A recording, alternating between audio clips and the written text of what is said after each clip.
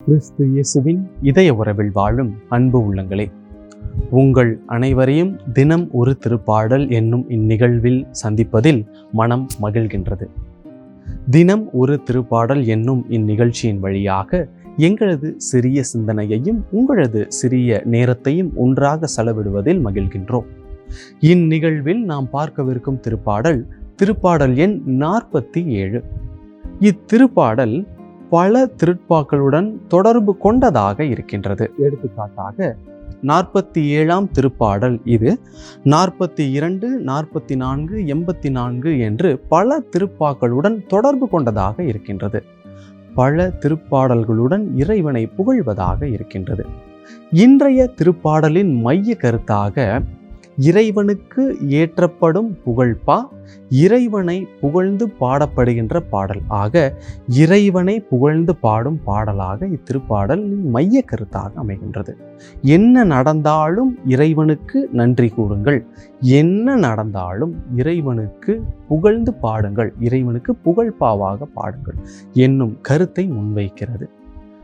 இத்திருப்பாடல் தாவீது அரசரால் அல்ல, கோரா பாடத் தலைவர்களால் பாடப்பட்டது, அதாவது பாடக குழுவினர்களால் பாடப்பட்டது. இத்திருப்பாடலின் முன்பு 46ம் இத்திருப்பாடலுக்கு பின் வருகின்ற மற்ற திருப்பாடல்களும் அதே பாடக தலைவர்களால் பாடக குழுவினர்களால் பாடப்பட்டது. எனவே இத்திருப்பாடல் மிகுந்த ஆரவாரத்துடன் பாடப்பட்டதாக இருந்திருக்க வேண்டும். எப்படியெனில் இத்திருப்பாடல் மக்களின் மனநிலையை கூறுகின்றது.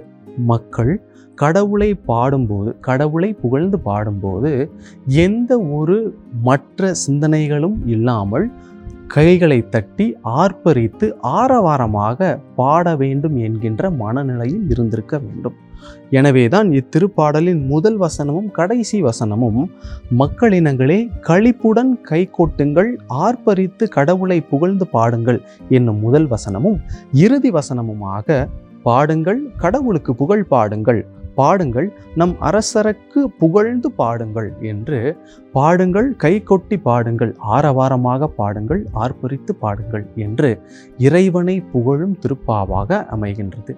நம் வாழ்வில் என்ன நடந்தாலும், என்ன நிலைக்கு நாம் தள்ளப்பட்டாலும், அது மகிழ்ச்சியாக இருப்பினும் துன்பமாக இருப்பினும் முதலில் அதை கடவுளுக்கு தந்து அதை மகிழ்ச்சி கொள்ளும் நம் வாழ்வில் அவர் நுழைகின்றார் என்னும் கருத்தை முன்வைக்கிறது. அதாவது கடவுளுக்கு முன்னுரிமை கொடுக்கும் நம் வாழ்வை ஏற்படுத்திய அவர் நம் வாழ்வில் நுழைந்து நமக்கான வாழ்வை ஒளிமயமான காலமாக, ஒளியின் மக்களாக, ஒளி வாழ்வாக மாற்ற அவர் காத்திருக்கிறார் என்னும் தெய்வீக கருத்தை முன்வைக்கிறது. இத்திருப்பாடலில் 2ஆம் வசனத்தில் உன்னதராகிய ஆண்டவர் அஞ்சுதற்கு உரியவர், உலகனைத்தையும் ஆளும் மாந்தர் அவரே என்னும் வசனங்களின் மூலம் உலகத்தை படைத்தவர் அவர், மனிதர்களை படைத்த அவர், கடவுளின் அஞ்சுவோருக்கு, அதாவது கடவுள் மீது அச்சம் கொள்ளும் மக்களின் வாழ்வையும் மக்களையும் அவர் எந்நாளும் கண்ணோக்குவார் என்பதை எடுத்து கூறுகின்றது.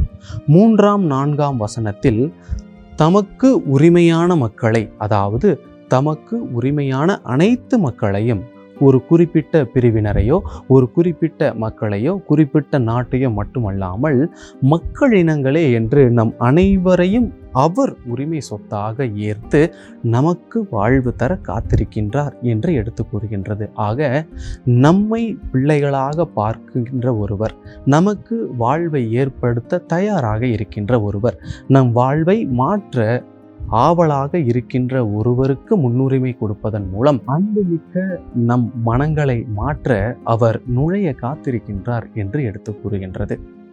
நம் வாழ்வில் நாம் யாருக்கு முன்னுரிமை கொடுக்கின்றோம், முன் இடம் கொடுக்கின்றோம் என்பதை நாம் உணர வேண்டும்.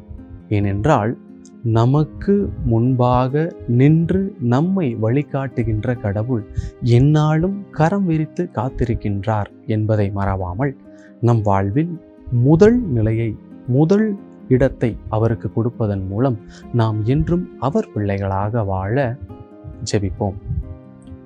எங்கள் அன்பு ஆண்டவரே, நாங்கள் எந்நாளும் உமது மக்களாக, உமது பிள்ளைகளாக நீர் அளிக்கும் ஆசீரில் வாழ்வு பெற்று வாழும் மனிதர்களாக நாங்கள் இருந்திடவும், உம்மையே அன்பு செய்து வாழ்ந்திடும், உம் திருமுகத்தை கண்ணோக்கி பார்த்திடும் வாழ்வை பெற்றிடவும் அருள் புரிவீராக. ஆமேன்.